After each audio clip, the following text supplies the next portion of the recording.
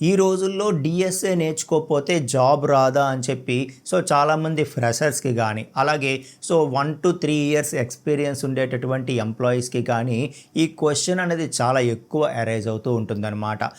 ఈరోజు మనం చాలా క్లియర్గా అసలు ఒక ఫ్రెషర్స్కి కానీ లేకపోతే ఒక ఎక్స్పీరియన్స్డ్ పర్సన్కి తీసుకుంటే అసలు డిఎస్ఏ అవసరమా, అవసరమైతే ఎంతవరకు అవసరం అన్నది చాలా క్లియర్గా మనం ఈ వీడియోలో మాట్లాడదామండి. ఇక్కడ చాలామందికి లాజికల్గా ఒక క్వశ్చన్ అనేది మైండ్లో అరైజ్ అవుతూ ఉంటుంది. అదేంటంటే ప్రతిరోజు జాబ్లో ట్రీ ట్రావర్సల్స్, గ్రాఫ్స్ ఇవి యూజ్ చేయం కదా. అటువంటప్పుడు ఈ డిఎస్ఏకి అసలు సాఫ్ట్వేర్ జాబ్కి ఉన్నటువంటి సంబంధం ఏంటి, డిఎస్ఏ నేర్చుకొని మనం ఏం సాధిస్తాము, వీళ్ళు ఎందుకు మనకి డిఎస్ఏ అని చెప్పి ఎక్కువగా అడుగుతూ ఉంటారు అని చెప్పి చాలామందికి ఈ డౌట్ అనేది ఉంటుందన్నమాట. మీరు జాబ్ డిస్క్రిప్షన్స్ చూసేటప్పుడు చాలా కంపెనీస్ డిఎస్ఏ కావాలని చెప్పి డైరెక్ట్గా అడగవు. ఏవైనా సర్వీస్ బేస్డ్ కంపెనీస్ ఏవైనా తీసుకోండి, అవి డిఎస్ఏ కావాలి అని చెప్పి చాలా వరకు కంపెనీస్ అడగవన్నమాట. బట్ ప్రోడక్ట్ బేస్డ్ కంపెనీస్ అయితే మస్ట్ అండ్ షుడ్గా డిఎస్ఏ అని చెప్పి మెన్షన్ చేస్తాయి జాబ్ డిస్క్రిప్షన్లో. ఓకే, ఎనీ హౌ అసలు ఈ డిఎస్ఏ అనేది ఒక డెవలపర్కి రియల్ లైఫ్లో ఎందుకు యూజ్ అవుతుంది, ఈ కంపెనీస్ ఏం చెక్ చేస్తాయి డిఎస్ఏ ద్వారా అంటే, ఒక క్యాండిడేట్ ఇంటర్వ్యూలో కూర్చున్నారు, ఆ క్యాండిడేట్కి లాజిక్ బిల్డింగ్ ఎంతవరకు వచ్చు, ఒక ప్రాబ్లం ఇస్తే ఎంతవరకు సాల్వ్ చేయగలుగుతున్నారు, ఏ విధంగా థింకింగ్ చేయగలుగుతున్నారు అన్నది అసెస్ చేయడానికి ఒక ఇంటర్వ్యూవర్కి ఉండేటటువంటి ఒక అద్భుతమైన ఆపర్చునిటీయే డిఎస్ఏ అనమాట. ఎవరైతే డేటా స్ట్రక్చర్స్ అండ్ అల్గారిథమ్స్ బాగా నేర్చుకుంటారో ప్రాక్టికల్గా, నెంబర్ ఆఫ్ ప్రాబ్లమ్స్ ప్రాక్టీస్ చేస్తారో వాళ్ళకి ఆటోమేటిక్గా లాజికల్ థింకింగ్ పెరుగుతుంది, అలాగే ప్రాబ్లమ్ సాల్వింగ్ స్కిల్స్ పెరుగుతాయి. క్లీన్ కోడ్ రాయటం అన్నది అంటే మెమరీ కానీ లేకపోతే ఈ రిసోర్సెస్ అన్ని పర్ఫెక్ట్గా యూటిలైజ్ చేస్తూ కోడ్ రాయడం అన్నది ఆ స్కిల్ ఆటోమేటిక్గా వాళ్ళకి వస్తుందన్నమాట. కాబట్టి కంపెనీస్ డిఎస్ఏకి అంత ప్రిఫరెన్స్ ఇవ్వడం అనేది జరుగుతూ ఉంటుంది అని చెప్పి చెప్తున్నాను మీకు. ఇప్పుడు ఫస్ట్ మనం ఒక ఫ్రెషర్ని తీసుకుందాం. ఒక ఫ్రెషర్కి సర్వీస్ బేస్డ్ కంపెనీయే తీసుకుందాం. సర్వీస్ బేస్డ్ కంపెనీస్కి ఒక ఫ్రెషర్కి తీసుకుంటే ఎంతవరకు డిఎస్ఏ నాలెడ్జ్ అవసరము అనేది మనం మాట్లాడితే, ఏవైతే సర్వీస్ బేస్డ్ కంపెనీస్ ఉన్నాయో టీసీఎస్, యాక్సెంచర్, ఇన్ఫోసిస్, లేకపోతే ఇంకా చిన్న చిన్న కంపెనీస్ కావచ్చు, మిడ్ లెవెల్ కంపెనీస్ కావచ్చు, స్టార్టప్స్ కావచ్చు, వీళ్ళందరికీ కూడా డిఎస్ఏ ఎంతవరకు క్యాండిడేట్స్ దగ్గర వీళ్ళు ఎక్స్పెక్ట్ చేస్తారంటే basic to medium level, moderate level knowledge ఉంటే సరిపోతుంది అని చెప్పి ఎక్స్పెక్ట్ చేస్తారనమాట.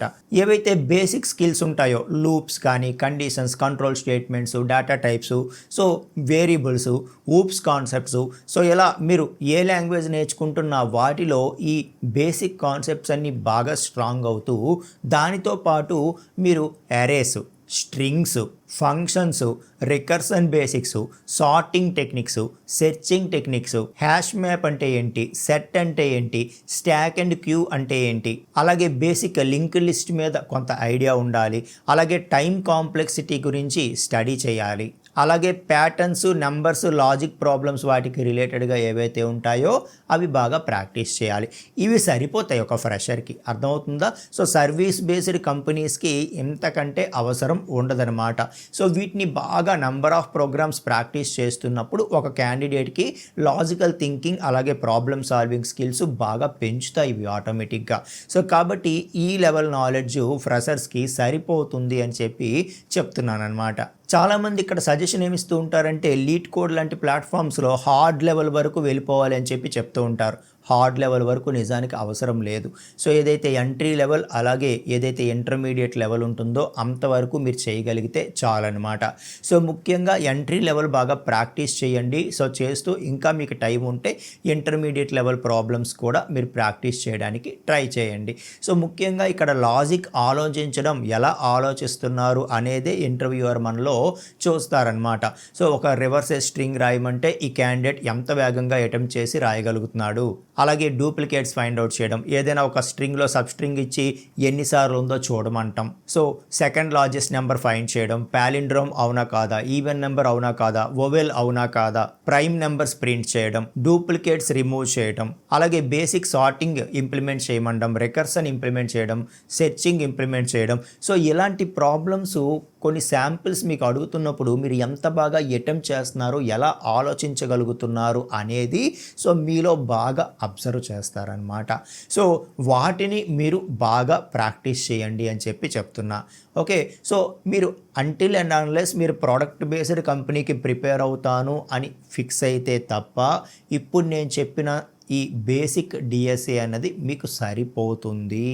ఇక ఎవరైతే నేను ప్రోడక్ట్ లెవెల్ కంపెనీస్కి ప్రిపేర్ అవుతాను అని చెప్పి అమెజాన్, మైక్రోసాఫ్ట్, ఫ్లిప్కార్ట్, అట్లాసియన్, అలాగే ఫోన్పే, స్విగ్గీ, సో ఇలా ప్రోడక్ట్ బేస్డ్ కంపెనీస్ ఏవైతే ఉంటాయో వీటికి ప్రిపేర్ అవ్వాలి అని చెప్పి చూస్తూ ఉన్నవాళ్ళు, సో వాళ్ళకి ఎలాంటి నాలెడ్జ్ కావాలి అంటే వాళ్ళు డీప్ లెవెల్ డిఎస్ఏ అవసరం అన్నమాట. వాళ్ళకి అందులో ఎరేసు, స్ట్రింగ్స్ బాగా స్ట్రాంగ్ నాలెడ్జ్ ఉండాలి. హ్యాషింగ్, స్లైడింగ్ విండో, అలాగే trees, binary search trees, heap, అలాగే priority queues, graph basics, dynamic programming, greedy algorithms, so ఇవన్నీ కూడా, అలాగే టైమ్ అండ్ స్పేస్ కాంప్లెక్సిటీ, వీటిలో చాలా డీప్ నాలెడ్జ్ అనేది అవసరం అన్నమాట.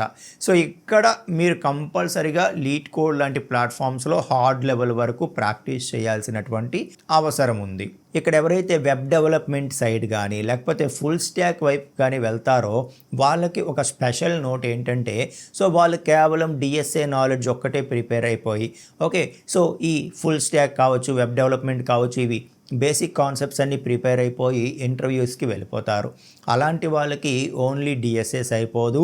మీరు ఏదైతే కోర్స్ నేర్చుకుంటున్నారో వెబ్ డెవలప్మెంట్ కానీ ఫుల్ స్టాక్ కానీ, సో దానిలో అట్లీస్ట్ 2 ప్రాజెక్ట్స్ అనేవి మీరు కంప్లీట్ చేసి ఉండాలి.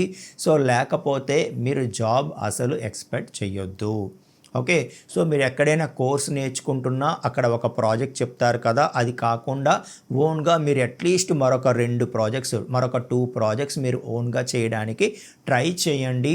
అప్పుడు మాత్రమే మీకు కాన్ఫిడెన్స్ లెవెల్స్ అనేవి బాగా పెరుగుతాయి. అలాగే మీ రెజ్యూమ్ కూడా సెలెక్ట్ అయ్యేటటువంటి అవకాశాలు బాగా పెరుగుతాయి అని చెప్పి చెప్తున్నా. ఇక్కడ చాలామంది ఎలా ప్రాజెక్ట్ చేస్తూ ఉంటారంటే డిఎస్ఏ రాకపోతే జాబే రాదు, డిఎస్ఏ వస్తే జాబ్ వచ్చేస్తుంది అని చెప్పి ప్రాజెక్ట్ చేస్తూ ఉంటారు.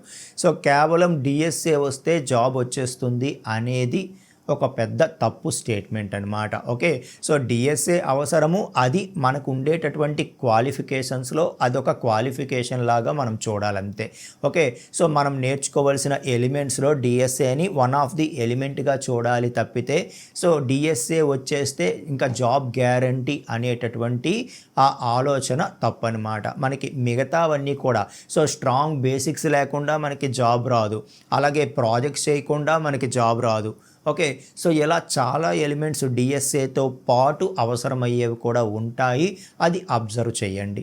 ఎవరైతే ఎక్స్పీరియన్స్డ్ పర్సన్స్ ఉంటారో మీరు గనక ప్రోడక్ట్ లెవెల్ కంపెనీకి మీరు స్విచ్ అవ్వాలి అనుకుంటే అప్పుడు మీకు డిఎస్ఏ నాలెడ్జ్ అవసరం అండి. సో మీ ఎక్స్పీరియన్స్తో పాటు డిఎస్ఏ నాలెడ్జ్ కూడా మీరు గెయిన్ చేసుకోండి, మీకు ఇంటర్వ్యూలో సెలెక్ట్ అయ్యే ఛాన్సెస్ ఎక్కువగా ఉంటాయి. సో ముఖ్యంగా 1 to 3 years ఎక్స్పీరియన్స్డ్ పర్సన్స్కి చెప్తున్నాను అనమాట. ఇక డిఎస్ఏ పేరు చెప్పి మీరు సంవత్సరాల తరబడి టైం తీసుకొని టైం వేస్ట్ చేయొద్దు. అలాగే మీకు ఏదో 1-2 ప్రాబ్లమ్స్ మీరు సాల్వ్ చేయలేకపోయారని చెప్పి మీరు ఇంకా నెగిటివిటీ కూడా పెంచుకోవద్దు. ఓకే, సో అందరూ అన్నీ సాల్వ్ చేసేయలేరు. మీకు వచ్చినంత వరకు మీరు చేయగలిగినంత వరకు కంటిన్యూ చేస్తూనే ఉండండి. సో ఏవైతే చేయలేకపోతే మీ దగ్గర ఎవరైనా రిసోర్సెస్ ఉంటే వాళ్ళ దగ్గర నుండి తెలుసుకునే ప్రయత్నం చేయండి, లేదంటే వాటిని విడిచిపెట్టి మిగతావి ప్రాక్టీస్ చేయండి తప్పితే సో ఎక్కడా కూడా బ్యాక్ స్టెప్ అనేది వెయ్యొద్దు అని చెప్పి చెప్తున్నాను అనమాట. ఇప్పుడు నేను ఏవైతే టాపిక్స్ చెప్పానో ఇవన్నీ కూడా సర్వీస్ లెవెల్ కంపెనీకి ఏమేమి అవసరము, అలాగే ప్రోడక్ట్ లెవెల్ కంపెనీకి ఏమేమి అవసరము అనేది ఈ వీడియో యొక్క డిస్క్రిప్షన్లో కూడా నేను ప్రొవైడ్ చేస్తాను. మీరు అక్కడ నుండి మరొకసారి వీటిని రివ్యూ చేసుకోవచ్చు.